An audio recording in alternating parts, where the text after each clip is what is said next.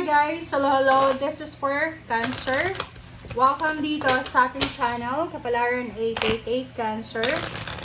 This is the second week of April 2026. So, titingnan natin Cancer kung anong messages, vibration, gabay energy para sa inyong lahat. So, Cancer, this is the back moon, number 20, number 2. Kailangan mo daw maghanda. You need to prepare yourself. We will check. Titingnan natin kung ano ba yung kailangan mong ihanda. So, basta yung first message sa yung Cancer is, you need to prepare. Okay? Maghanda.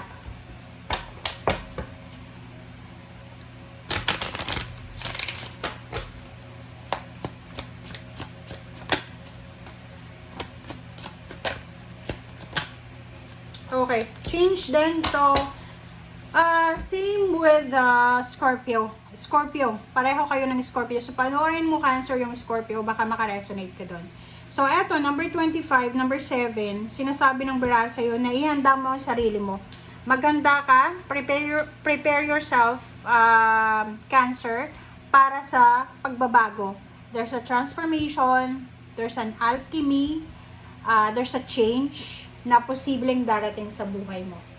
Alright, let's check.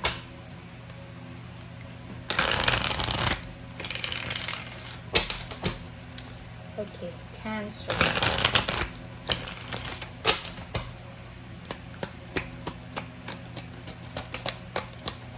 Okay. Wow. Emotional withdrawal. Alright, so number 8. This is 8 of Cups. So, yung 8 of Cups mo na to, emotional withdrawal. So, sa linggong ito, this one is from, April 6 to 12.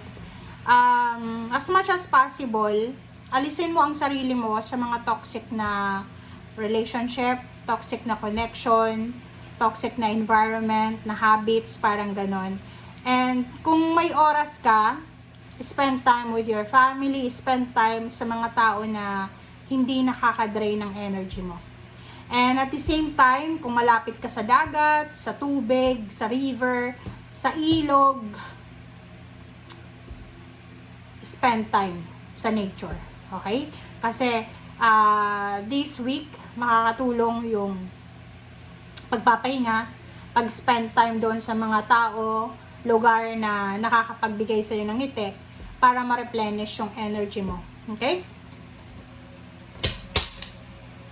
And as much as possible, magpahinga tayo. Kasi posibleng by the third week of April, marami kang gagawin. So, ngayon pa lang, magpahinga ka na.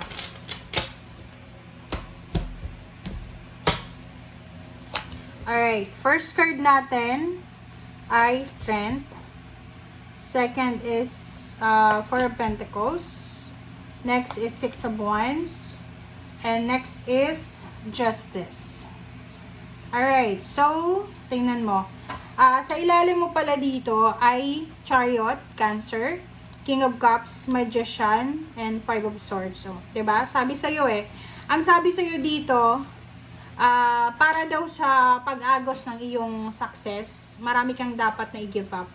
Kung gusto mo daw na maging financially stable, gusto mong ma-enjoy yung luxury, kailangan mong i-give up yung mga bagay-bagay na hindi mo na kakailanganin. Okay? Yung mga tao, sitwasyon yan na nakakapag-drain ng energy mo. And then, kung makikita mo, there's a Chariot. Prepare for a travel, for a relocation. Prepare for new direction. And sa emotion, sinasabi ng baraha sa'yo na kailangan mong baguhin yung emotional mo, mindset about emotion. Mag-iingat ka din sa mga tao na posibleng pinagkakatiwalaan mo emotionally. Alright, so Strength, Four of Pentacles, Six of Wands, Justice. So, same dito, sinasabi ng baraha sa'yo, Cancer, na possible na yun yung sinasabi sa'yo na you need to be strong. Magpakatatag ka, kailangan mong palakasin yung stamina mo, yung katawan mo. Palakasin mo yung katawan mo, yung isip mo, yung puso mo, yung mental, psychological. Kasi, posibleng may darating sa'yo na karma. Balance. There's a Libra energy here. So, maybe this is the Six of Wands. Maybe this is a good karma. Maybe this is a success in form of job. So, sinasabi ng bara sa'yo na kailangan mong ihanda ang sarili mo para sa Libra energy, okay? Sa balanse, sa victory and success. Kailangan mo mag-ipon ng pera, parang ganon. So, I don't know kung ano yung sinasabi niya, but we will check. Okay, the Strength card. Oh, 10 of Wands. Yun. So, ihanda mo yung sarili mo, ihanda mo daw yung katawan mo. Cancer, ihanda mo yung katawan mo. Physical to. Physical, kasi posible kang magiging busy. Okay? Marami kang kailangan na tapusin. Marami kang dapat gawin. After this week, so third week siya ng April, yung second week is preparation. So, sinasabi ng barahan na kailangan prepared ka, mental and physical. Marami kang gagawin after this week. Okay, Four of Pentacles. Bakit kailangan mo mag-ipon, magtipid, magtiyaga? Okay, let's check. Four of Wands. So, yun, sinasabi ng bara sa'yo na sa linggong ito din, kinakailangan nating doblehin yung pag-iingat sa salapi. Kailangan mong magtipid, kailangan mong mag-impok. Okay? Higpitan muna yung sinturon sa linggong ito. It's because marami kang obligations 4 months from now. So, this is April, May, June, July, August, or 4 weeks from now. May mga kakailanganin ka para sa pamilya mo, para sa foundation mo. So, sinasabi ng baraha, pwedeng may kailangan kang ayusin sa bahay, yung kung ano man yan, ng mga sira sa bahay. So, kailangan mo ngayon na mag-save ng pera. Another is, may estudyante ka ba? So, kailangan ng pera para sa mga gamit, uniform, or whatever man. Alright. Okay, Six of Wands and Page of Swords. So, dito sinasabi ng baraha sa'yo na sa second week ng April, wag masyadong mabilis gumawa ng aksyon. Wag tayong masyadong magpadalos-dalos. Bigyan mo rin yung sarili mo ng time na makapag-rest. And sinasabi ng baraha na pag hindi tayo sigurado sa mga decision making natin, ihang nyo muna. Or kung hindi nyo kayang ihang, dahan-dahan lang. Okay? And last card natin is Justice. Justice is 10 of Swords. Wow! So, this is confirmation.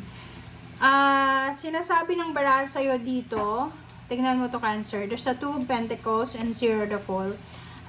Siguro, marami sa inyo na maraming pinagdaanan, financial or emotional.